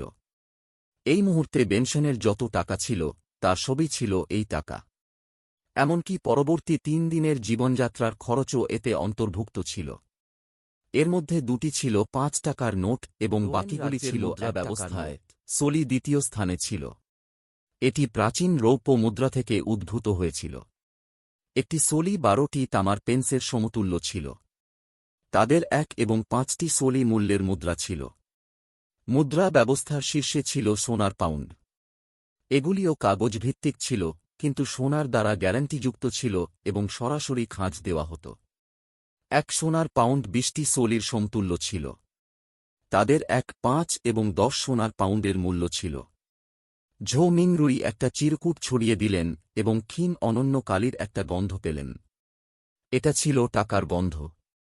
সম্ভবত ক্লেইনের স্মৃতির টুকরো টুকরো হওয়ার ফলে অথবা টাকার প্রতি তার অবিরাম আকাঙ্ক্ষার কারণে ঝো মিংরুইয়ের মনে হয়েছিল যেন তিনি তাৎক্ষণিকভাবে এই নোটগুলির প্রেমে পড়ে গেছেন। দেখো, ওদের ডিজাইনগুলো খুব সুন্দর। এটা কঠোর এবং পুরনো ধাঁচের জর্জ তৃতীয় এবং তার দুটি গোঁফকে বিশেষভাবে আরাধ্য দেখায়। দেখো, সূর্যের আলোতে নোটটি রাখলে যে জোলছাপ দেখা যায় তা খুবই লোভনীয়। জালবিরোধী লেবেলের অসাধারণ নকশা এটিকে সেই নকল অভিনব স্কলপ থেকে সম্পূর্ণ আলাদা মিনিট ধরে এটা দেখে মুগ্ধ হয়ে দুটি অ্যাক্সলি নোট বের করে। তারপর সে বাকি নোটগুলো গুটিয়ে আবার কুশনের লুকানো স্তরে ভরে দেয়। গর্তের চারপাশে কাপড়টি সাজানো এবং সমতল করার পর ঝো মিংরুই তার বের করা দুটি নোট সুন্দরভাবে ভাঁজ করে তার বাদামি হলুদ জ্যাকেটের বাম পকেটে রাখলেন। তিনি তার প্যান্টের পকেটে থাকা কয়েকটি পেন্স থেকে নোটগুলি আলাদা করলেন। এই সব শেষ করে সে তার ডান পকেটে একটি চাবি রাখল এবং তার সাথে একটি গাঢ় বাদামি রঙের কাগজের ব্যাগ নিয়ে দ্রুত দরজার দিকে এগিয়ে গেল। তার এলোমেলো পদধ্বনি দ্রুত গতি থেকে ধীরে ধীরে থেমে গেল। ঝো মিংরুই দরজার পাশে দাঁড়িয়েছিল এবং কখন থেকে সে ভ্রু কুঁচকাতে শুরু করেছে তা নিশ্চিত ছিল না। ক্লেইনের আত্মহত্যার ঘটনাটি ছিল অদ্ভুত। যদি সে এভাবে চলে যায় তাহলে কি সে কোন দুর্ঘটনার সম্মুখীন হবে? কিছুক্ষণ গভীর চিন্তাভাবনার পর ঝো মিংরুই তার ডেস্কে ফিরে এসে ড্রয়ারটি খুলে ঝিকিমিকি পিতলের রিভলভারটি বের করলেন। এটিই ছিল একমাত্র প্রতিরক্ষামূলক অস্ত্র যা সে ভাবতে পারত, এবং এটিই ছিল একমাত্র অস্ত্র যার যথেষ্ট শক্তি ছিল। যদিও সে কখনো শুটিং অনুশীলন করেনি, তবুও এত রিভলভার বের করলে যে কেউ ভয় পাবে। সে রিভলভারের ঠান্ডা ধাতুতে হাত বুলিয়ে তার নোটগুলো পকেটে ভরে দিল। সে টাকাগুলো হাতের তালুতে চেপে ধরল এবং আঙুলগুলো বন্দুকের হাতলে চাপ দিল। এটা পুরোপুরি লুকানো। যিনি সবকিছু সম্পর্কে কিছুটা জানতেন তিনি হঠাৎ করেই চিন্তায় পড়ে গেলেন। আমি কি ভুলভাবে আগুন ধরিয়ে দেব? এই ধরনের চিন্তায় ডুবে গিয়ে ঝো মিংরুই দ্রুত সমাধানের কথা ভাবলেন। তিনি রিভলভার বের করলেন এবং সিলিন্ডারটি ছেড়ে দিলেন। তারপর তিনি বন্দুকের হাতুড়ির সাথে আত্মহত্যার ফলে তৈরি খালি চেম্বারটি সারিবদ্ধ করলেন এবং তারপর এটি বন্ধ করে দিলেন। এইভাবে যদি কোনো ভুল গুলিও চলে তবু সে খালি রাউন্ড বের করে দেবে। রিভলভারটি পকেটে ভরার পর ঝো মিংরুই তার বাম হাতটি পকেটে রাখলেন। সে ডান হাত দিয়ে তার টুপি চেপে ধরল এবং বেরিয়ে যাওয়ার আগে দরজাটা টেনে খুলল। দিনের বেলা করিডোরটি আবছা ছিল কারণ করিডোরের শেষ প্রান্তে অবস্থিত জানালা দিয়ে সীমিত সূর্যের আলো প্রবেশ করছিল। ঝো মিংরুই দ্রুত সিঁড়ি বেয়ে নেমে অ্যাপার্টমেন্ট থেকে বেরিয়ে গেলেন এবং সূর্যের উজ্জ্বলতা এবং উষ্ণতা উপভোগ করলেন। যদিও জুলাই মাস প্রায় চলে এসেছিল, তবুও গ্রীষ্মের মাঝামাঝি সময় হিসেবে বিবেচনা করা হতো। তবে টিনজেন লোয়েন রাজ্যের উত্তরে অবস্থিত ছিল, তাই এর অনন্য জলবায়ু বৈশিষ্ট্য ছিল। পৃথিবীর সর্বোচ্চ বার্ষিক তাপমাত্রা ৩০ ডিগ্রি সেলসিয়াসও ছিল না, এমনকি সকালটাও ঠান্ডা ছিল। তবে রাস্তাঘাট নোংরা পানি এবং আবর্জনায় ভরা ছিল। ক্লেইনের স্মৃতি থেকে নিম্ন আয়ের সম্প্রদায়গুলিতে এটি বিরল দৃশ্য ছিল না, এমনকি যদি নর্দমাও থাকত। সর্বোপরি সেখানে খুব বেশি মানুষ ছিল এবং বেঁচে থাকার জন্য মানুষের ভাজা মাছটা চেখে দেখো। গরম এবং তাজা ঝিনুকের স্যুপ। সকালে এক বাটি পান করুন এবং সারাদিন উজ্জীবিত বোধ করুন। বন্দর থেকে মাত্র ৫ পেন্সে টাটকা মাছ, মাফিন এবং ইল স্যুপ নিখুঁত সংমিশ্রণ। শঙ্খ, শঙ্খ, শঙ্খ। শহরের বাইরের খামার থেকে সদ্য তোলা সবজি। সস্তা এবং তাজা সবজি, ফলমূল এবং গরম খাবার বিক্রি করা ভ্রাম্যমাণ ফেরিওয়ালারা রাস্তায় চিৎকার করে উঠছিল যখন তারা ছুটে আসা পথচারীদের ডাকছিল। তাদের মধ্যে কেউ কেউ থামত এবং কেনার আগে সাবধানে তুলনা করত। অন্যরা অধৈর্য হয়ে হাত নাড়ত কারণ তারা এখনও দিনের জন্য কাজ খুঁজে পায়নি। ঝো মিংরুই বাতাসের একটা ঝোঁকা নিলেন যা বিষাক্ত এবং সুগন্ধি উভয়ই মিশ্রিত ছিল। বাম হাতে রিভলভারটি শক্ত করে চেপে ধরে নোটগুলো শক্ত করে ধরলেন। ব্যস্ত রাস্তা দিয়ে যাওয়ার সময় ডান হাত দিয়ে টুপিটি চেপে ধরলেন। একটু জোর থাকার কথা ছিল। তাছাড়া এই রাস্তায় দরিদ্র নাগরিকদের অভাব ছিল না যারা তাদের পূর্বের চাকরি হারানোর পর খণ্ডকালীন কাজ করছিল। এমন কিছু ক্ষুধার্ত শিশুও ছিল যাদেরকে প্রাপ্তবয়স্করা তাদের ইচ্ছামতো কাজ করার জন্য শোষণ করত। সে এগিয়ে গেল যতক্ষণ না সে এমন এক স্থানে পৌঁছাল যেখানে তার চারপাশের ভিড় স্বাভাবিক হয়ে গেল। সে তার পিঠ সোজা করে মাথা তুলে রাস্তার দিকে তাকাল। একজন ভবঘুরে অ্যাকর্ডিয়ন বাদক বাজছিল। সুরটা কখনো মনোরম ছিল, কখনো প্রাণবন্ত। তার পাশেই ছিল ছেঁড়া পোশাক পরা বেশ কিছু শিশু, যাদের গায়ের রং ছিল অপুষ্টির কারণে ফ্যাকাশে। তারা গান শুনছিল এবং তালের তালে তালে নাচছিল, নিজের তৈরি কোরিওগ্রাফিতে নাচছিল। তাদের মুখ আনন্দে ভরে গিয়েছিল, যেন তারা একজন রাজপুত্র অথবা একজন দেবদূত। একজন অস্থির মহিলা পাশ দিয়ে যাচ্ছিলেন, তার স্কার্টটি নোংরা এবং তার ত্বক নিস্তেজ ছিল। তার দৃষ্টি ঝাপসা আর অলস লাগছিল। যখন সে বাচ্চাদের দলটির দিকে তাকাল, তখনই তার চোখে একটা হালকা আলোর ঝলকানি দেখা গেল। মনে হচ্ছিল যেন সে ৩ দশক আগে নিজেকে দেখেছে। ঝো মিংরুই তাকে ধরে ফেলেন এবং স্মিরিন বেকারিতে থামার আগে অন্য রাস্তায় মোড় নেন। বেকারির মালিক ছিলেন ৭০ বছরেরও বেশি বয়সী এক বৃদ্ধা ওয়েন্ডি স্মিরিন। তার চুল ছিল সম্পূর্ণ ধূসর সাদা এবং তিনি সবসময় একটি সুন্দর হাসি পরতেন। ক্লেইনের স্মৃতির শুরু থেকেই তিনি এখানে রুটি এবং পেস্ট্রি বিক্রি করতেন। ওহো, সে যে টিনজেন বিস্কুট এবং লেবুর কেক বানায় তা ভরে লালা গিলে হাসল। মিসেস মেরিন ৮ পাউন্ড রাই রুটি। ওহ, প্রিয় ক্লেইন, বেনসন কোথায়? সে কি ফিরে আসেনি? ওয়েন্ডি হেসে জিজ্ঞেস করল। আর কয়েকদিন পরে ঝো মিংরুই অস্পষ্টভাবে উত্তর দিলেন। রাই রুটি হাতে নিতেই ওয়েন্ডি দীর্ঘশ্বাস ফেলল। সে অবশ্যই একজন পরিশ্রমী ছেলে। তার একজন ভালো স্ত্রী হবে। এই কথা বলার পর তার ঠোঁটের কোণা কুঁচকে গেল এবং সে কৌতুকপূর্ণভাবে বলল, এখন সব ঠিক আছে। তুমি ইতিমধ্যেই স্নাতক হয়ে গেছ। তুমি আমাদের খোয়ে বিশ্ববিদ্যালয়ের ইতিহাস স্নাতক। ওহো, তুমি শীঘ্রই অর্থ উপার্জন করতে সক্ষম হবে। তুমি বর্তমানে যে অ্যাপার্টমেন্টে থাকছ সেখানে থাকা উচিত নয়। অন্তত তোমার একটি বাথরুম থাকা উচিত যাকে তুমি নিজের বলতে পারো। মিসেস মেরিন, আজ তোমাকে একজন তরুণী এবং উদ্যমী মহিলা বলে মনে হচ্ছে। ঝো মিনরুই কেবল শুকনো হাসি দিয়ে উত্তর দিতে পারলেন। যদি ক্লেইন তার সাক্ষাৎকারে সফলভাবে উত্তীর্ণ হন এবং টিনজেন বিশ্ববিদ্যালয়ে প্রভাষক হন, তাহলে এটা সত্য যে তার পরিবার অবিলম্বে উচ্চতর আর্থসামাজিক মর্যাদায় উন্নীত হবে। তিনি একবার শহরতলিতে একটি বাংলো ভাড়া নেওয়ার স্বপ্ন দেখেছিলেন।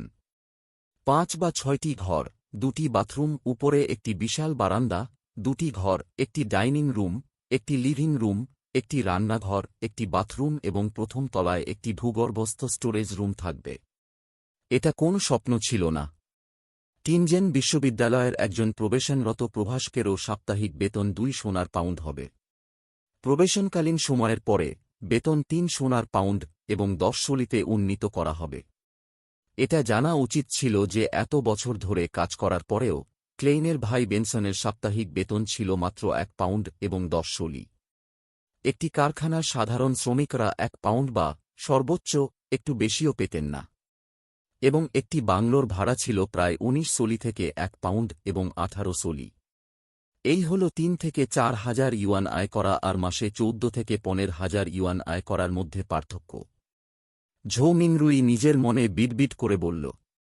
তবে এই সমস্ত কিছুর ভিত্তি ছিল এই যে তিনি টিনজেন বিশ্ববিদ্যালয় অথবা ব্যাকলুন্ড বিশ্ববিদ্যালয়ের সাক্ষাৎকারে উত্তীর্ণ হয়েছেন। অন্য সুযোগ খুব বেশি ছিল না। কোনো সংযোগ ছাড়াই লোকেরা সরকারি কর্মচারী হওয়ার জন্য সুপারিশ পেতে পারত না। এবং যারা ইতিহাস অধ্যয়ন করেছিলেন তাদের চাকরির সুযোগ আরও সীমিত ছিল। অভিজাত, ব্যাংক বা শিল্পপতিদের কাছ থেকে ব্যক্তিগত পরামর্শদাতাদের চাহিদা খুব বেশি ছিল না। ক্লেইন যে জ্ঞান অর্জন করেছিলেন তা খণ্ডিত এবং অসম্পূর্ণ ছিল তা বিবেচনা করে ঝো মিংরুই মিসেস স্মিরিনের তার প্রতি প্রত্যাশার প্রতি বিব্রত এবং অপরাধবোধ সবসময়ই এত ছোট ছিলাম। ওয়েন্ডি রসিকতার সাথে উত্তর দিল। কথা বলতে বলতে সে ১৬টি রাইয়ের রুটি ওজন করে ঝো মিংরুইয়ের আনা বাদামি কাগজের ব্যাগে ভরে দিল। সে তার ডান হাত বাড়িয়ে বলল, ৯ পেন্স। প্রতিটি রাই রুটির ওজন প্রায় আধা পাউন্ড ছিল কারণ পার্থক্য অনিবার্য ছিল। ৯ পেন্স। ২ দিন আগে কি ১১ পেন্স ছিল না? ঝো মিংরুই অবচেতনভাবে জিজ্ঞাসা করলেন। আগের মাসে এর দাম ছিল 15 পেন্স। শস্য আইন বাতিলের জন্য যারা রাস্তায় প্রতিবাদ করেছিলেন তাদের ধন্যবাদ জানাতে হবে, কাঁধ ঝাঁকাতে ওয়েন্ডি বললেন। ঝো মিংরুই অস্পষ্টভাবে স্বীকারোক্তিতে মাথা নাড়লেন।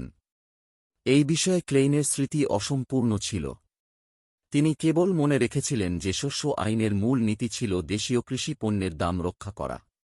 দাম একটি নির্দিষ্ট স্তরে পৌঁছানোর পর ফেনাপোটার, মাশিন, লেনবার্গের মতো দক্ষিণাঞ্চলীয় দেশগুলি থেকে শস্য আমদানি বন্ধ করে দেওয়া হয়েছিল।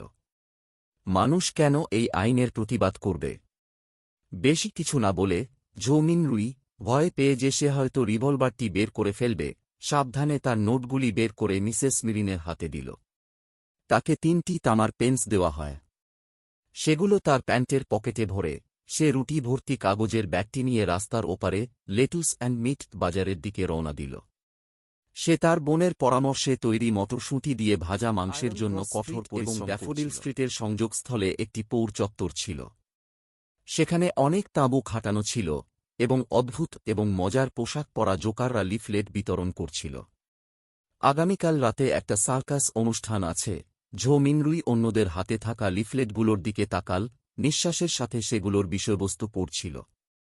মেলিসা অবশ্যই এটা পছন্দ করবে। তবে প্রবেশ মূল্য কত? এই চিন্তা করতে করতে ঝো মিংরুই আরও কাছে চলে গেল। লাল হলুদ রং করা মুখের এক জোকারকে সে যখন জিজ্ঞাসা করতে যাচ্ছিল, ঠিক তখনই তার পাশ থেকে এক কর্কশ মহিলার কণ্ঠস্বর ভেসে এল।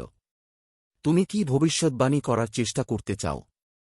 ঝো মিংরুই অবচেতনভাবে মাথা ঘুরিয়ে দেখলেন, একটি ছোট তাঁবুর সামনে একটি সূক্ষ্ম টুপি এবং লম্বা কালো পোশাক পরা একজন মহিলা দাঁড়িয়ে আছেন। তার মুখ লাল এবং হলুদ রঙে মাখা ছিল এবং তার চোখ ছিল গাধূসর নীল। না, ঝো মিংরুই উত্তরে মাথা নাড়ল। ভবিষ্যৎবাণী করার জন্য তার কাছে অতিরিক্ত টাকা ছিল না। মহিলাটি হেসে বললেন, আমার 13 ভবিষ্যৎবাণী খুবই নির্ভুল। 13? ঝো মিংরুই সাথে সাথে হতবাক হয়ে গেল। এই উচ্চারণটি পৃথিবীর 13 কার্ডের মতোই প্রায় একইগুলো ছিল ভবিষ্যৎবাণীর জন্য ব্যবহৃত কার্ডের একটি সেট।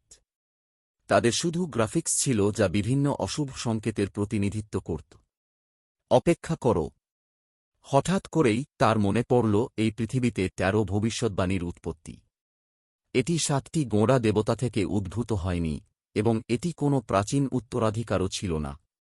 বরং এটি 170 বছরেরও বেশি সময় আগে ইন্টিস প্রজাতন্ত্রের সেই যুগের কনসাল রোজেল গুস্তাভ দ্বারা তৈরি করা হয়েছিল। এই মিগ রোজেল বাষ্পীয় ইঞ্জিন আবিষ্কার করেছিলেন, পালতোলা নৌকা উন্নত করেছিলেন, ইন্টিস রাজ্যের সাম্রাজ্যবাদী শাসন উৎখাত করেছিলেন এবং কারুশিল্পের ঈশ্বর কর্তৃক স্বীকৃত হয়েছিলেন। তিনি ইন্টিস প্রজাতন্ত্রের প্রথম কনসালও হয়েছিলেন। পরবর্তীতে তিনি অন্যান্য জাতি আক্রমণ করেন এবং লেনবার্গ এবং অন্যান্য জাতিকে তার সুরক্ষায় রাখেন। তিনি লোয়েন রাজ্য, ফেনাপোটার, ফেইসাক সাম্রাজ্য এবং অন্যান্য শক্তিশালী উত্তর মহাদেশের জাতিগুলিকে ইন্টিস প্রজাতন্ত্রের কাছে নতজানু করে দেন। এরপর প্রজাতন্ত্রটি সাম্রাজ্যে পরিবর্তিত হয় এবং তিনি স্বঘোষিত সম্রাট সিজার হন। রোজেলের শাসনামলেই পঞ্চম যুগের পর চার্চ অফ ক্রাফটসম্যানশিপ তার প্রথম প্রকাশ্য পবিত্র প্রকাশ লাভ করে। তখন থেকেই ক্রাফটসম্যানশিপের ঈশ্বরকে বাষ্প ও যন্ত্রপাতির ঈশ্বরে ভবিষ্যৎবাণীও আবিষ্কার করেছিলেন। তিনি কাগজভিত্তিক কার্ড এবং তাদের খেলার ধরনগুলির সমসাময়িক ব্যবস্থাও প্রতিষ্ঠা করেছিলেন। ঝো মিংরুই অনেক পরিচিত শৈলীর সাথে পরিচিত ছিলেন, যেমন আপোগ্রেড, ফাইটিং দ্য ল্যান্ডলর্ড, টেক্সাস পোকার এবং কুইন্ট। এছাড়াও তিনি যে সামুদ্রিক নৌবহরগুলি প্রেরণ করেছিলেন তারা একটি সমুদ্র পথ আবিষ্কার করেছিল যা ঝড়ো এবং উত্তাল সমুদ্রের মধ্য দিয়ে দক্ষিণ মহাদেশে নিয়ে যায়। এর ফলে উপনিবেশবাদের যুগও শুরু হয়েছিল। দুর্ভাগ্যবশত বৃদ্ধ বয়সে তাঁর সাথে বিশ্বাসঘাতকতা করা হয়েছিল।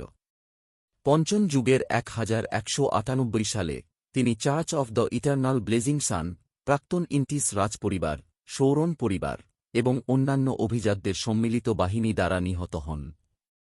অবশেষে তিনি হোয়াইট ম্যাপেল প্যালেসে মারা যান। এত সাধারণ জ্ঞানের কথা মনে করতেই হঠাৎ তার মুখ কাঁপতে লাগল। এটা কি একজন ট্রান্সমিগ্রেশন সিনিয়র হতে পারে? এই কথা মাথায় রেখে ঝো মিংরুই 13 কার্ড দেখতে কেমন তা দেখার জন্য আগ্রহী হয়ে উঠলেন। তাই তিনি রং করা মুখের সূচালো টুপি পরা মহিলার দিকে মাথা নাড়লেন এবং বললেন, যদি আচ্ছা দাম যুক্তিসঙ্গত হয় আমি একবার চেষ্টা করে দেখব। মহিলাটি তৎক্ষণাৎ হেসে বললেন, স্যার, আজ আপনি প্রথম এখানে এসেছেন, তাই এটা ঘরেই আছে। Chapter 5 ritual. বিনামূল্যে। বিনামূল্যের জিনিসের দাম সবচেয়ে বেশি। ঝৌ মিংরুই নীরবে বিড়বিড় করে বললেন এবং সিদ্ধান্ত নিলেন যে তিনি আর কোনো অতিরিক্ত পরিষেবা কিনবেন না। তিনি দৃঢ়ভাবে সবগুলি প্রত্যাখ্যান করবেন। যদি তুমি সত্যিই এতটা সক্ষম হও তাহলে ভবিষ্যদ্বাণী করার চেষ্টা করো যে আমি এখানে স্থানান্তরিত হয়েছি। এই কথা মাথায় রেখে ঝৌ মিংরুই সেই মহিলার পিছনে পিছনে গেলেন যার মুখ লাল এবং হলুদ রং করা ছিল। নিচু তাঁবুতে প্রবেশ করার জন্য নিচু হয়ে গেলেন। তাঁবুর ভেতরটা ছিল অত্যন্ত অন্ধকার, কেবল কয়েকটি আলোর রশ্মি ভেতরে ঢুকতে সক্ষম হয়েছিল। কম আলোতে কাগজের কার্ড দিয়ে ঢাকা একটি টেবিলটি হালকাভাবে দেখা যাচ্ছিল। ধারালো সূচালো টুপি পরা মহিলাটি এতে মোটেও প্রভাবিত হননি। টেবিলের দিকে ঘুরে যাওয়ার সময় তার লম্বা কালো পোশাকটি পানির উপর দিয়ে যেন সরে যাচ্ছিল। সে বিপরীত দিকে বসে একটি মোমবাতি জ্বালাল। হালকা হলুদ আলো ঝিকিমিকি করছিল, যার ফলে তাঁবুর ভেতরটা একই সাথে উজ্জ্বল এবং অন্ধকার দেখাচ্ছিল। এটি তাৎক্ষণিকভাবে পরিবেশে আরও রহস্যময় অনুভূতি যোগ রইল। তার দৃষ্টি টেবিলে রাখা 13 কার্ডগুলোর দিকে তাকাল, যেখানে সে the magician, the empire, the hanged man এবং টেম্পারেন্স ইত্যাদি পরিচিত কার্ড আবিষ্কার করল। রোজেল কি সিনিয়র হতে পারতেন? আমার মনে হচ্ছে তিনি কি আমার দেশের একজন সহকর্মী ছিলেন। ঝৌ মিংরুই অবচেতনভাবে নিজের মনে বিড়বিড় করে বললেন। টেবিলে খোলা কার্ডগুলো দেখা শেষ করার আগেই যে মহিলা সঠিক ভবিষ্যদ্বাণী করার দাবি করেছিলেন তিনি ইতিমধ্যেই সমস্ত কার্ড একত্রিত করার জন্য তার হাত বাড়িয়ে দিয়েছিলেন। তিনি সেগুলো একটি ডেকের মধ্যে স্তূপ করে তার সামনে ঠেলে দিয়েছিলেন। প্রথমে তাসগুলো এলোমেলো করে ডেক কাটো, সার্কাস ভবিষ্যদ্বাণীকারী নিঃশব্দ কণ্ঠে বললেন। আমি? এলোমেলো? ঝৌ মিংরুই প্রতিফলিতভাবে জিজ্ঞাসা করলেন। ভবিষ্যদ্বিদটির মুখের হলুদ এবং লাল রং একসাথে দুলছিল যখন সে একটি হালকা হাসি প্রকাশ করে বলল, অবশ্যই, প্রত্যেকের ভাগ্য কেবল নিজেরাই উন্মোচিত হতে পারে। আমি কেবল এটির একজন পাঠক হিসেবে কাজ করছি। ঝৌ মিংরুই তৎক্ষণাৎ তাকে সতর্কভাবে প্রশ্ন করলেন, এই পড়ার জন্য অতিরিক্ত ফি লাগে না, তাই না? একজন কিবোর্ড লোকসাহিত্যিক হিসেবে আমি ইতিমধ্যেই এই ধরনের অনেক কৌশল দেখেছি। ভবিষ্যদ্বিদ দৃশ্যত হতবাক হয়ে গেলেন এবং অবশেষে নিঃশব্দে বললেন, এটা বিনামূল্যে। ঝৌ মিংরুই স্বস্তি পেয়ে রিভলভারটি আরও পকেটে ভরে নিলেন। এরপর শান্তভাবে তিনি তার 2 হাত বাড়িয়ে দিলেন, দক্ষতার সাথে ডেকটি এলোমেলো করে কাটতে। হয়ে গেছে। সে টেবিলের মাঝখানে ইতিমধ্যেই এলোমেলো করা 13 কার্ড হাতে তাসগুলো আঁকড়ে ধরে কিছুক্ষণ সাবধানে তাসের দিকে তাকিয়ে রইলেন। তারপর হঠাৎ মুখ খুললেন এবং বললেন, আমি দুঃখিত, আমি জিজ্ঞাসা করতে ভুলে গেছি, কিন্তু আপনি কি সম্পর্কে জিজ্ঞাসা করতে চান? যখন সে তার প্রথম প্রেমকে আকৃষ্ট করছিল তখন ঝৌ মিংরুই 13 কার্ড নিয়েও গবেষণা করেছিলেন। সে দ্বিধাহীনভাবে জিজ্ঞাসা করেছিল, অতীত, বর্তমান এবং ভবিষ্যৎ। এটি ছিল 13 কার্ড ব্যাখ্যার অংশ হিসেবে এক ধরনের ভবিষ্যদ্বাণী। 3টি কার্ড যখন ক্রমানুসারে খোলা হতো তখন তা একজনের অতীত, বর্তমান এবং ভবিষ্যতের প্রতীক ছিল। ভবিষ্যদ্বিদ প্রথমে মাথা নাড়লেন, তারপর ঠোঁট কুঁচকে হাসি ফুটিয়ে বললেন, তাহলে দয়া করে ডেকটি আবার সাজিয়ে নিন। আপনি যদি জানেন যে আপনি কি সম্পর্কে জিজ্ঞাসা করতে চান তবেই আপনি সত্যিকার অর্থে আপনার পছন্দের কার্ডগুলি পেতে পারেন। তুমি কি এখনই আমাকে বোকা বানাচ্ছ? তোমার কি এত ছোট হতে হবে? আমি কি কয়েকবার জিজ্ঞাসা করিনি যে এটা কি বিনামূল্যের পরিষেবা হবে? ঝৌ মিংরুইয়ের গাল একটু কেঁপে উঠল। সে একটা গভীর নিঃশ্বাস নিল এবং 13 ডেকটি আবার সাজিয়ে কাটল। এবার কোন সমস্যা হবে না, তাই না? সে ইতিমধ্যেই কাটা ডেকটি আবার টেবিলের উপর রাখল। কোন সমস্যা নেই। ভবিষ্যৎবিদ তার আঙুলগুলি বাড়িয়ে ডেকের উপর থেকে একটি কার্ড তুলে নিলেন। তারপর তিনি এটি ঝৌ মিংরুইয়ের বাম দিকে রাখলেন। এই কার্ডটি তোমার অতীতের প্রতীক। কথা বলার সময় তার কণ্ঠস্বর ক্রমশ নিচু হয়ে আসছিল। এই কার্ডটি তোমার বর্তমানের প্রতীক। ভবিষ্যদ্বাণীকারী দ্বিতীয় কার্ডটি ঝৌ মিংরুইয়ের সামনে রাখলেন। তারপর সে তৃতীয় কার্ডটি তুলে ঝো মিংরুইয়ের ডান পাশে রাখল। ঠিক আছে, তুমি কোন কার্ডটি আগে দেখতে চাও? তাসগুলো বসানোর পর ভবিষ্যদ্বাণী মাথা উঁচু করে তার ধূসরনীল চোখে ঝো মিংরুইয়ের দিকে গভীরভাবে তাকাল। আমি প্রথমে বর্তমানটা দেখে নেব। ঝো মিংরুই কিছুক্ষণ চিন্তা করার পর বললেন। ভবিষ্যৎবিদ ধীরে ধীরে মাথা নাড়লেন এবং ঝো মিংরুইয়ের সামনে থাকা ১৩ কার্ডটি উল্টে দিলেন। এই কার্ডে একটি রঙিন পোশাক পরিহিত চরিত্রকে চিত্রিত করা হয়েছে, যার মাথায় জমকালো টুপি ছিল এবং তার কাঁধে লাঠি ছিল। লাঠির শেষ প্রান্তে একটি বাঁকা ঝুল ছিল এবং একটি কুকুরছানা তার পিছনে পিছনে যাচ্ছিল। এটি নম্বরযুক্ত ছিল। বোকা, ভবিষ্যৎবিদ তার ধূসরনীল চোখ ঝো মিংরুইয়ের উপর লাগিয়ে কার্ডের নামটি হালকাভাবে পড়ে শোনালেন। বোকা, ট্যারোর ও কার্ড। একটা শুরু। সব ধরনের সম্ভাবনার সাথে এক নতুন শুরু। ঝো মিংরুইকে ট্যারোর একজন অপেশাদার উৎসাহীও মনে করা হতো না, তাই তিনি কেবল ট্যারো সম্পর্কে তার নিজস্ব ধারণার উপর ভিত্তি করে একটি মোটামুটি ব্যাখ্যা করতে পেরেছিলেন। ভবিষ্যৎবিদ যখন কিছু বলতে যাচ্ছিলেন, তখন হঠাৎ তাঁবুর কাপড়ের পর্দা খুলে গেল। সূর্যের আলো এতটাই অন্ধ করে দিচ্ছিল যে পিছনের দিকে মুখ করা ঝো মিংরুই সহজাতভাবেই তার চোখ শুরু করে ফেলল। তুমি আবার আমার ছদ্মবেশ ধারণ করছ কেন? মানুষের জন্য ভবিষ্যদ্বাণী পরিচালনা করা আমার কাজ, একজন মহিলার কণ্ঠস্বর রাগান্বিতভাবে গর্জে উঠল। তাড়াতাড়ি তোমার পোস্টে ফিরে যাও। তোমাকে মনে রাখতে হবে যে তুমি কেবল একজন পশু প্রশিক্ষক। ঝো মিংরুইয়ের চোখ ইতিমধ্যেই আলোর সাথে খাপ খাইয়ে নিয়েছে। সে দেখতে একই রকম দেখতে একজন মহিলাকে, যিনি কালো পোশাকের সাথে একটি ধারালো টুপি পরেছিলেন, তার মুখও লাল এবং হলুদ রঙে রাঙানো ছিল। একমাত্র পার্থক্য ছিল যে তিনি লম্বা এবং পাতলা শরীর ছিলেন।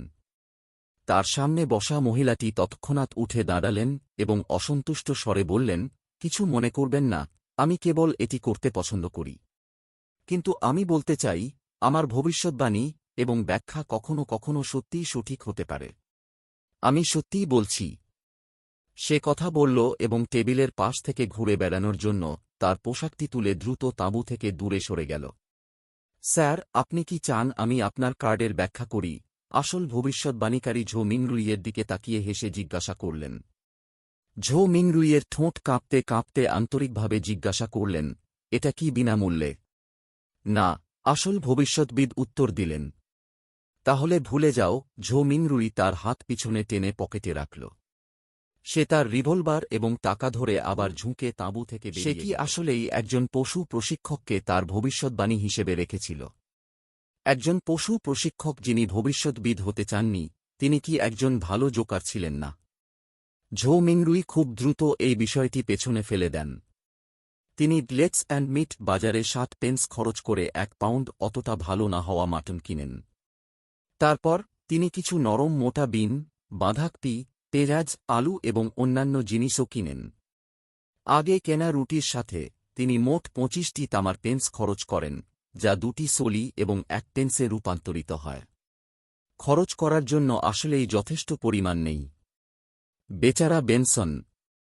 ঝো মিংরুই কেবল তার সাথে আনা ২টি নোটই খরচ করেনি, বরং তার পকেটে থাকা একটি পয়সা দিয়ে তা পূরণ করাও জরুরি ছিল। সে শুধু দীর্ঘশ্বাস ফেলল এবং আর কিছু না ভেবে তাড়াতাড়ি বাড়ি ফিরে গেল। প্রধান খাবারের সাহায্যে সে এখন ভাগ্য বৃদ্ধির আচার পালন করতে পারত। দ্বিতীয় তলার ভাড়াটেরা ধীরে ধীরে চলে যাওয়ার পরও ঝো মিংরুই আচার অনুষ্ঠানটি সম্পাদনের জন্য কোনো তাড়াহুড়ো করেননি। পরিবর্তে তিনি আশীর্বাদের জন্য স্বর্গ ও পৃথিবীর অমর প্রভু এবং সম্পর্কিত বাক্যাংশগুলি প্রাচীন ফেইসাক ভাষা এবং লোয়েন ভাষায় অনুবাদ করেছিলেন। যদি মূল মন্ত্রটি কার্যকর না হয় তবে তিনি পরের দিন স্থানীয় ভাষাগুলিতে আবার আচারটি চেষ্টা করার ইচ্ছা তাকে ২ জগতের মধ্যে পার্থক্য বিবেচনা করতে হয়েছিল। রোমে, রোমানরা যা করে তাই করো।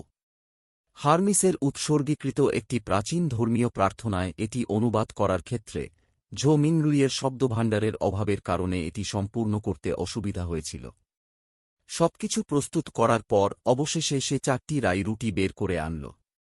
সে একটি রাখল কয়লার চুলার কোণে যেখানে প্রথমে ছিল, একটি রাখল ড্রেস আয়নার নিচের ভিতরের দিকে, একটি রাখল আলমারির উপরে যেখানে ২টি দেয়াল মিলিত হয়েছিল, এবং একটি রাখল পড়ার টেবিলের ডান পাশে যেখানে বিভিন্ন জিনিসপত্র রাখা ছিল। একটা গভীর নিঃশ্বাস ফেলে ঝো মিংরুই ঘরের মাঝখানে এসে নিজেকে শান্ত করার জন্য কয়েক মিনিট সময় নিলেন। তারপর তিনি একটি গম্ভীর পদক্ষেপ নিয়ে ঘড়ির কাঁটার বিপরীত দিকে একটি বর্গাকার আকৃতিতে এগিয়ে গেলেন। যখন তিনি প্রথম পদক্ষেপ নিলেন, তখন তিনি নিচু স্বরে ধ্বনি দিলেন, আশীর্বাদের জন্য স্বর্গ ও পৃথিবীর অমর প্রভু।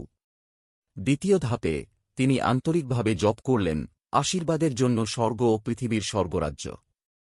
তৃতীয় ধাপে ঝো মিংরুই ফিসফিসিয়ে বললেন, আশীর্বাদের জন্য স্বর্গ ও পৃথিবীর উচ্চাকাঙ্ক্ষী। চতুর্থ ধাপে তিনি একটি দুর্গন্ধযুক্ত নিঃশ্বাস ফেললেন এবং একাগ্রতার সাথে ধ্যান করলেন।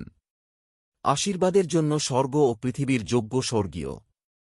যখন সে আসল জায়গায় ফিরে এল, ঝো মিংরুই চোখ বন্ধ করে তার জায়গায় ফলাফলের জন্য অপেক্ষা করতে লাগল। তার মনে কিছু প্রত্যাশা, কিছু অস্বস্তি, কিছু আশা এবং দিতে পারেছিল। এর কি কোনো প্রভাব পড়ার কথা ছিল? কোন অপ্রত্যাশিত পরিস্থিতির সৃষ্টি হতে পারে? তার সামনের অন্ধকার আশার লাল আলো রঞ্জিত ছিল। ঝো মিংরুইয়ের চিন্তাভাবনা তার মাথায় ঘুরপাক খাচ্ছিল এবং তা দমন করা তার জন্য কঠিন হয়ে উঠছিল। ঠিক এই সময়ই হঠাৎ তার মনে হল চারপাশের বাতাস যেন থেমে গেছে, ঘন এবং রহস্যময় হয়ে উঠছে। ঠিক তখনই তার কানের পাশে একটা মৃদু ফিসফিসানি শোনা গেল, যা কখনো বাস্তব, কখনো তীক্ষ্ণ, কখনো কাল্পনিক, কখনো লোভনীয়, কখনো উন্মাদ এবং কখনো পাগলাটে শোনাচ্ছিল। স্পষ্টতই সে বৎসাটা বুঝতে পারছিল না, কিন্তু ঝো মিংরুই এখনও এটি শুনতে এবং এটি কি বলছে তা আলাদা করতে চাওয়া থেকে নিজেকে আটকাতে পারছিল না। তার মাথা আবার ব্যথা করছিল। এতটাই যন্ত্রণা হচ্ছিল যে মনে হচ্ছিল কেউ যেন স্টিলের ড্রিল রডটা ভেতরে ঢুকিয়ে দিয়েছে। ঝো মিংরুইয়ের কেবল মনে হচ্ছিল যেন তার মাথা ফেটে যাবে। তার চিন্তাভাবনাগুলো সাইকেডেলিক রঙে ভরে গেল। সে বুঝতে পারল যে কিছু একটা সমস্যা আছে এবং চোখ খোলার চেষ্টা করল। কিন্তু এত সহজ কাজটাও সে করতে পারল না। তার পুরো শরীর ক্রমশ শক্ত হয়ে উঠছিল এবং মনে হচ্ছিল যে সে যে কোনো সময় ভেঙে যেতে পারে। এই সময় ঝো মিংরুইয়ের মনে একটি আত্মবিদ্রুপাত্মক স্বাগত না জানাতে, তাহলে মরতে না। সে আর সহ্য করতে পারছিল না। ঠিক যখন তার মন ভেঙে যাচ্ছিল, তখনই কণ্ঠস্বরের গুঞ্জন ম্লান হয়ে গেল এবং তার চারপাশের পরিবেশ শান্ত হয়ে গেল। মেজাজটা ছিল অস্থির। শুধু মেজাজই নয়, ঝো মিংরুই অনুভব করলেন যে তার নিজের শরীরও একই অনুভূতির মধ্য দিয়ে যাচ্ছে। সে আবার চোখ খোলার চেষ্টা করল, এবার খুবই সহজ কাজ। তার চোখের উপর ধূসর কুয়াশা নেমে এল, ধোঁয়াশা, অস্পষ্ট এবং অবিরাম। এই পরিস্থিতির কি হল? ঝো মিংরুই হঠাৎ তার চারপাশে তাকাল এবং তারপর মাথা নিচু করে দেখতে পেল যে সে এক অবিরাম কুয়াশার ধারে ভাসছে। কুয়াশাটি পানির মতো প্রবাহিত হচ্ছিল এবং প্রচুর লাল তারা দিয়ে ভরা ছিল। তাদের মধ্যে কিছু ছিল বিশাল, অন্যগুলি ছিল ক্ষুদ্র। গভীর গভীরতায় লুকিয়ে থাকার অনুভূতি হচ্ছিল, অন্যগুলি এই জলের মতো কুয়াশার পৃষ্ঠের উপর ভেসে বেড়াচ্ছিল। আপাতদৃষ্টিতে হোলোগ্রাফিক দৃশ্যের দিকে তাকিয়ে ঝো মিংরুই তার ডান হাতটি আধা বিভ্রান্ত, আধা অন্বেষণমূলকভাবে এগিয়ে দিলেন পৃষ্ঠে ভাসমান লাল রঙের তারাটিকে স্পর্শ করার চেষ্টা করার জন্য। তিনি এই জায়গাটি ছেড়ে যাওয়ার উপায় তারার পৃষ্ঠ স্পর্শ করল, তখন হঠাৎ তার শরীরের ভেতর থেকে একটি জলের দাগ বেরিয়ে এল এবং তারাগুলিকে লাল বিস্ফোরণে নাড়া দিয়ে উঠল। এটি দেখতে স্বপ্নের মতো জ্বলন্ত আগুনের মতো দেখাচ্ছিল। ঝো মিংরুই এতে ভয় পেয়ে গেলেন। আতঙ্কে ডান হাতটা সরিয়ে নিলেন, কিন্তু ঘটনাক্রমে আরেকটি লাল তারা স্পর্শ করলেন। ফলস্বরূপ এই তারাটিও অসাধারণ আলো ফেটে পড়ে। পরিবর্তে ঝো মিংরুই তার মন শূন্য অনুভব করলেন এবং তার আত্মা নিঃশেষ হয়ে গেল। লোয়েন রাজ্যের রাজধানী ব্যাকল্যান্ডে রাজকীয় জেলায় একটি বিলাসবহুল ভিলার ভেতরে অড্রে হল একটা ড্রেসারের সামনে বসেছিল। এর উপরিভাগে দাগগুলো পুরনো ছিল এবং পৃষ্ঠে একটা ফাটা ব্রোঞ্জের আয়না ছিল। আয়না, আয়না, জাগো। হল পরিবারের পক্ষ থেকে আমি তোমাকে জাগ্রত হওয়ার আদেশ দিচ্ছি। সে অনেকগুলো কথার মধ্যে অদলবদল করল, কিন্তু আয়না থেকে কোনো প্রতিক্রিয়া দেখা গেল না। 10 মিনিটেরও বেশি সময় ধরে চেষ্টা করার পর অবশেষে সে হাল ছেড়ে দিল এবং অভিযোগে ঠোঁট চেপে ধরল। সে মৃদু বিড়বিড় করে বলল, বাবা সত্যিই আমাকে মিথ্যা বলছিলেন। তিনি সব সময় আমাকে বলতেন যে এই আয়নাটি ছিল সলোমন সাম্রাজ্যের কৃষ্ণাঙ্গ সম্রাটের ধন, এবং এটি একটি অসাধারণ জিনিস। ড্রেসারের উপর রাখা ব্রোঞ্জের আয়নাটি হঠাৎ করেই একটা লাল আলোয় জ্বলে উঠল যা তাকে সম্পূর্ণরূপে ঢেকে দিল। সোনিয়া সাগরে একটি 3 মাস্তুল বিশিষ্ট পালতোলা নৌকা, যা দেখতে স্পষ্ট ধ্বংসাবশেষের মতো, ঝড়ের মধ্য দিয়ে চলাচল করছিল। অ্যালগার উইলসন ডেকের উপর দাঁড়িয়েছিলেন, সমুদ্রের স্রোতের সাথে তার শরীর দুলছিল, সহজেই তার ভারসাম্য বজায় রেখেছিল।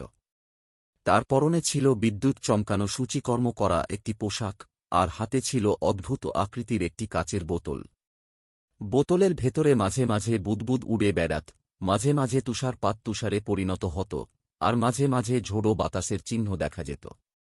ঘোস্ট হাঙরের রক্ত এখনও বাকি, অ্যালগার বিড়বিড় করে বলল।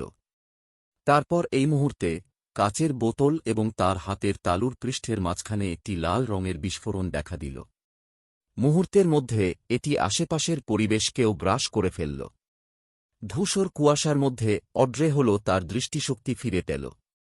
ভয় এবং বিভ্রান্তির মধ্যে সে পরিস্থিতিটি গণনা করতে শুরু করল, যখন সে লক্ষ্য করল তার বিপরীত দিকে থাকা একজন পুরুষের ঝাপসা ছড়িও। তারা দুজনেই তাদের কাছ থেকে দূরে দাঁড়িয়ে থাকা আরেক রহস্যময় ব্যক্তিকে আবিষ্কার করে, যে ধূসর কুয়াশায় ঢাকা ছিল। রহস্যময় ব্যক্তি আর কেউ নন, ঝো মিন রুই। তিনিও একইভাবে হতবাক হয়ে গিয়েছিলেন। স্যার, এটা কোথায়? অড্রে এবং অ্যালগার প্রথমে চমকে উঠলেন, এই প্রক্রিয়ায় চুপ করে গেলেন। তারপর তারা তৎক্ষণাৎ সমস্বরে কথা বলতে শুরু করলেন। তুমি কি করার পরিকল্পনা করছ?